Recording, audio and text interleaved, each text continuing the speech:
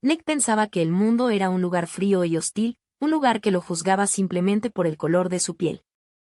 Después de ser humillado en el corazón de Europa, llegó a México con el alma encogida y el corazón temblando, esperando otra dosis de la misma amarga medicina. Pero lo que sucedió en un vagón abarrotado del metro en la Ciudad de México, entre el vaivén de miles de desconocidos, no solo cambió su viaje, sino que transformó su vida para siempre. Prepárense, porque esta historia les va a devolver la fe en la humanidad y les mostrará el verdadero corazón de un país extraordinario. Capítulo 1. El trauma del pasado. Mi nombre es Nick, soy un periodista afroamericano de 30 y tantos años, y mi vida, hasta hace poco, se definía por dos cosas: mi amor incondicional por mi familia y las cicatrices invisibles que el mundo me había dejado. Vivo en Estados Unidos con mi esposa, Yasmín, y nuestro pequeño hijo de 3 años, Leo. Conocí a Yasmín durante una asignación de trabajo en París, Francia, la que alguna vez fue la ciudad de mis sueños. Nos enamoramos bajo la sombra de la Torre Eiffel, nos casamos y construimos una vida juntos. Mi trabajo me obliga a viajar constantemente, a sumergirme en culturas y lenguas lejanas, una aventura que siempre había abrazado con entusiasmo.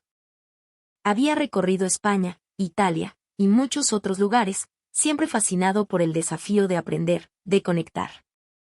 Cada sonrisa de un local, cada conversación lograda a pesar de la barrera del idioma, era una pequeña victoria que reafirmaba mi amor por lo que hacía. Pero había un lugar al que juré nunca volver. Un lugar que había congelado una parte de mi alma, París. Aunque fue allí donde encontré al amor de mi vida, también fue el escenario de nuestras heridas más profundas. La primera vez que pisé suelo parisino, 5 años atrás, lo hice con una mezcla de emoción y nerviosismo. Era mi primera gran asignación internacional. Por suerte, la oficina estaba llena de expatriados de todo el mundo y el inglés era el idioma de trabajo, así que la transición fue suave. Incluso aprendí un francés funcional en pocos meses, lo suficiente para moverme por la ciudad y sentirme parte de ella. Al principio, en el entorno controlado y multicultural de mi trabajo, apenas sentí el peso del racismo. Yasmín, que también es afroamericana, había sido transferida a París un poco antes que yo. Fue allí donde nuestro amor floreció. Pronto nos casamos y Leo llegó para completar nuestra felicidad. Mi vida laboral era exigente pero gratificante, y tenía una familia que adoraba. Recuerdo con nostalgia aquellos primeros días, paseando por las orillas del Sena, creyendo que habíamos encontrado nuestro paraíso personal. Pero la burbuja no tardó en estallar. La experiencia que lo cambió todo ocurrió durante un fin de semana aparentemente perfecto. Habíamos planeado un día de campo en el Jardín du Luxembourg, un parque famoso por sus praderas verdes donde las familias se reunían para disfrutar del sol. Un colega me lo había recomendado y partimos esa mañana con una canasta de picnic y el corazón lleno de alegría. Para llegar, teníamos que tomar el metro, un viaje de unos 30 minutos desde nuestro apartamento. El vagón iba repleto de gente, pero como llegamos temprano al andén, conseguimos un par de asientos.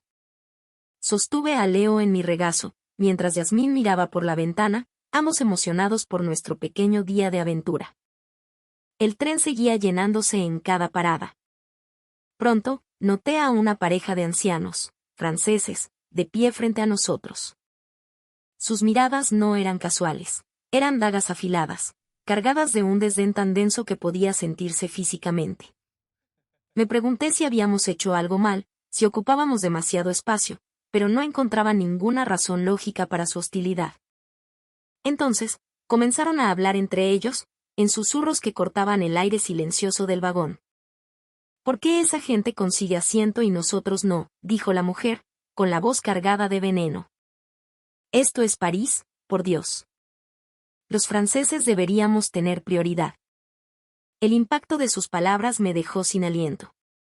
El francés que había aprendido con tanto esfuerzo ahora me servía para entender, con una claridad brutal, el odio que nos estaban dirigiendo. Miré a Yasmín y vi cómo su sonrisa se desvanecía, cómo bajaba la cabeza para ocultar el dolor y la humillación en sus ojos. De repente, sentí las miradas de todos los demás pasajeros sobre nosotros. ¿Pensarían lo mismo? El vagón, antes un simple medio de transporte, se convirtió en una jaula de juicio. Para empeorar las cosas, el pequeño Leo, agobiado por el calor y la atmósfera sofocante, empezó a llorar. Era el llanto desconsolado de un niño cansado, pero en mi mente aterrorizada, sonaba como una sirena que atraía más desprecio. Me imaginé los pensamientos de la pareja de ancianos. ¿No pueden controlar a su hijo? Claro, con padres como esos. Nos esforzamos desesperadamente por calmarlo, meciéndolo, susurrándole, hasta que finalmente, exhausto, se quedó dormido en mis brazos. Pero el alivio duró poco. La voz del hombre anciano volvió a sonar, esta vez más fuerte, asegurándose de que le escucháramos. Deberían bajarse ya. Es repugnante compartir el vagón con gente así. Creían que no entendíamos su idioma. Esa era la única explicación para tal crueldad descarada. Pero incluso si no hubiéramos entendido una sola palabra, su tono, sus miradas, lo decían todo. La verdad era que sí entendíamos, y cada sílaba se clavó en nuestra memoria, dejando una herida que tardaría años en sanar. Había experimentado racismo antes, incluso en mi propio país, pero nunca es algo a lo que uno se acostumbra. Cada nuevo ataque abre una nueva herida. Nuestro día en el parque quedó arruinado. Intentamos sonreír y jugar por Leo, pero por dentro estábamos destrozados. Ese encuentro nos había sacudido hasta la médula. Y no fue un hecho aislado. Se repitió, en diferentes formas, una y otra vez. Un día, mientras estábamos en una boutique de lujo en los Campos Elíseos, escuchamos a una pareja joven, de nuestra edad, susurrar mientras nos señalaban, ¿en serio van a comprar algo aquí? Nada de esto les quedaría bien a ellos. Salimos de la tienda sin decir palabra, con el corazón hecho pedazos. A partir de ese momento, empezamos a evitar los espacios públicos. Las compras se hacían en línea. Las salidas se limitaban a lo estrictamente necesario. La alegría de vivir en el extranjero se había convertido en un estado de alerta constante. París, la ciudad de la luz, se había vuelto un lugar de sombras para nosotros. El racismo que experimentamos no siempre era de confrontación directa, sino un veneno sutil, administrado en miradas de reojo, en susurros audibles, en un servicio deliberadamente lento. Fue una dolorosa lección, el odio por el color de piel no conocía fronteras. Y juré, mientras hacíamos las maletas para volver a casa, que nunca más sometería a mi familia a algo así. Capítulo 2. Una propuesta inesperada. Durante años, mantuvimos esa promesa. La idea de viajar al extranjero, especialmente a un lugar donde fuéramos una minoría visible, estaba fuera de discusión. Asia, Europa para nosotros, todo se sentía como un campo minado emocional. Pero entonces, un día, mi jefe, el señor Thompson, me llamó a su oficina. Thompson era un buen hombre, un hombre blanco de unos 50 años, amable y bien intencionado, pero con la inocencia de alguien que nunca ha tenido que caminar por el mundo con mi piel. Ned, tengo una noticia fantástica, dijo con una sonrisa de oreja a oreja. Gané un viaje a México para toda la familia en la rifa de la empresa. Todo pagado. El problema es que tengo un compromiso familiar y no puedo ir. Así que pensé en ti. Quiero que vayas tú con tu familia. Tómatelo como un bono. Mi sonrisa se congeló. México, repetí, y el nombre del país se sintió pesado en mi lengua. En mi mente, las imágenes que los medios proyectaban, peligro, caos, un lugar desconocido, se mezclaron con mis propios fantasmas del pasado. Sí, la Ciudad de México. Es increíble. La comida, la cultura, la gente es uno de los lugares más vibrantes del planeta, insistió, ajeno a mi tormenta interior. Tartamudeé una excusa, agradeciéndole pero diciendo que lo pensaría. El recuerdo de París era una sombra larga y fría. La idea de subir a mi hijo a un transporte público en otro país, de exponernos a las miradas y los juicios, me provocaba un nudo en el estómago. Sin embargo, Thompson no se rindió. Ned, sé que tuviste una mala experiencia en Francia. Pero créeme, México no es Francia. La gente allí es diferente, son cálidos, hospitalarios. Tienes que darles una oportunidad. Te garantizo que te encantará. Sus palabras, aunque bien intencionadas, me generaban un conflicto. ¿Cómo podía él, un hombre blanco, entender mi miedo? Para él, el mundo era un patio de recreo. Para mí, a menudo se sentía como un tribunal. Pero su insistencia plantó una semilla de duda.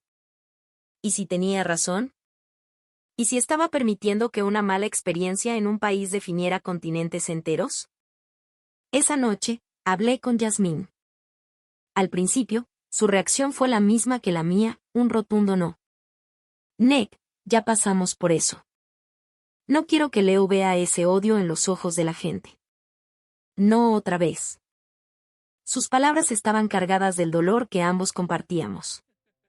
Pero mientras hablábamos, algo cambió.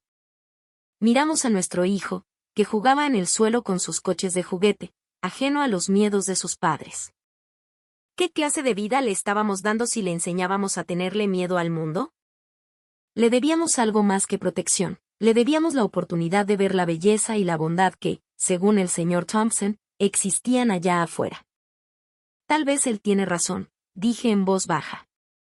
Tal vez México es diferente. Y si no lo es, nos subimos al primer avión de vuelta. Pero ¿y si lo es, Cass? ¿Y si nos estamos perdiendo algo maravilloso por culpa de unos cuantos ignorantes en París? Después de una larga noche de dudas y conversaciones, tomamos una decisión. Aceptaríamos el viaje. Con el corazón lleno de una mezcla de terror y una diminuta chispa de esperanza, empezamos a prepararnos. Buscamos información sobre la Ciudad de México, aprendimos algunas frases básicas en español y le mostramos a Leo fotos de las pirámides y los mercados coloridos. Él estaba emocionado.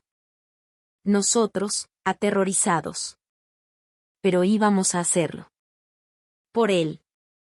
Capítulo 3. El corazón de la bestia. Aterrizar en la Ciudad de México fue como sumergirse en un océano de sensaciones. El aire era una mezcla densa del olor a tacos al pastor friéndose en un trompo, el humo de los coches, el perfume de la lluvia reciente sobre el asfalto caliente y un dulzor floral que no pude identificar. El ruido era una sinfonía caótica y constante, el murmullo de millones de voces, el grito de los vendedores ambulantes, la música que se escapaba de las tiendas y el rugido del tráfico. Los colores vibraban por todas partes, en los edificios coloniales pintados de ocre y azul, en los murales callejeros, en la ropa de la gente. Era un asalto a los sentidos, un lugar abrumadoramente vivo, y un contraste brutal con el recuerdo gris y reservado de París. Nuestro plan para el primer día era simple, visitar el corazón histórico de la ciudad, el Zócalo, y la imponente Catedral Metropolitana. A pesar de mis temores, tomamos una decisión audaz. Para sentir el pulso real de la ciudad, iríamos en metro. Será una aventura, dijo Yasmín, tratando de sonar más convencida de lo que realmente estaba. Mientras caminábamos hacia la estación, mi ansiedad empezó a crecer. Cada paso se sentía más pesado que el anterior. El recuerdo del vagón del metro parisino volvía a mí en oleadas, tan vívido que casi podía oír los susurros crueles. Veía a la multitud que entraba y salía de la boca del subterráneo, un río humano que amenazaba con arrastrarnos. Mi instinto protector se disparó. Agarré la mano de Yasmín con más fuerza y levanté a Leo en mis brazos, formando un escudo con mi cuerpo. Estaba hiperconsciente de cada mirada, analizando cada rostro en busca de una señal de hostilidad, preparándome para la batalla. Cada persona que pasaba a nuestro lado era un enemigo potencial. El trauma me había convertido en un soldado en un campo de batalla que solo existía en mi cabeza. Oh, eso esperaba. Capítulo 4. El encuentro inesperado en el metro. El andén del metro estaba abarrotado. La gente esperaba en una masa compacta, y cuando el tren llegó con un chirrido metálico, la multitud se lanzó hacia las puertas. Nos dejamos llevar por la marea, empujados hacia el interior del vagón hasta quedar prensados, como sardinas en lata. El calor era sofocante, una mezcla de aliento y perfume. Apenas había espacio para moverse. Sostuve a Leo con fuerza contra mi pecho, sintiendo su pequeño corazón latir contra el mío. Yasmín se aferraba a mi brazo, su rostro una máscara de nerviosismo. Y entonces, sucedió lo que más temía. Abrumado por el ruido, el calor y la multitud, Leo empezó a inquietarse. Sus quejidos se convirtieron rápidamente en un llanto agudo y penetrante. Un llanto que pareció silenciar todo lo demás en el vagón. Las conversaciones se detuvieron. Las cabezas se giraron. Sentí docenas de ojos clavados en nosotros. Mi corazón se martilleó contra mis costillas. Era París de nuevo. Podía sentir el juicio, la irritación, el desprecio. Apreté los dientes, esperando el primer comentario, la primera mirada de odio. Traté de calmar a Leo, susurrándole al oído, pero su llanto solo se intensificó. El pánico me inundó. Estaba fallando como padre, atrayendo la atención no deseada, poniendo a mi familia en el centro de la diana. Deberíamos bajarnos en la siguiente, Nick, susurró Yasmín, con la desesperación en la voz. Estaba a punto de asentir cuando, a través de mi visión de túnel, mis ojos se encontraron con los de una joven pareja que estaba sentada a unos metros de nosotros. Eran mexicanos, probablemente en sus 20s. Esperé la mueca de disgusto, el ceño fruncido. Pero en su lugar, la chica me ofreció una pequeña y tímida sonrisa. Una sonrisa de comprensión. Entonces, hicieron algo que rompió en 1000 pedazos mi armadura de cinismo. Se levantaron de sus asientos. El chico se abrió paso amablemente entre la gente hasta llegar a mí. Me tocó suavemente el hombro para llamar mi atención. Mi cuerpo se tensó, listo para la confrontación. Señor, dijo con una voz tranquila y amable que contrastaba con el estruendo del tren. Por favor, tome nuestros asientos. Me quedé paralizado.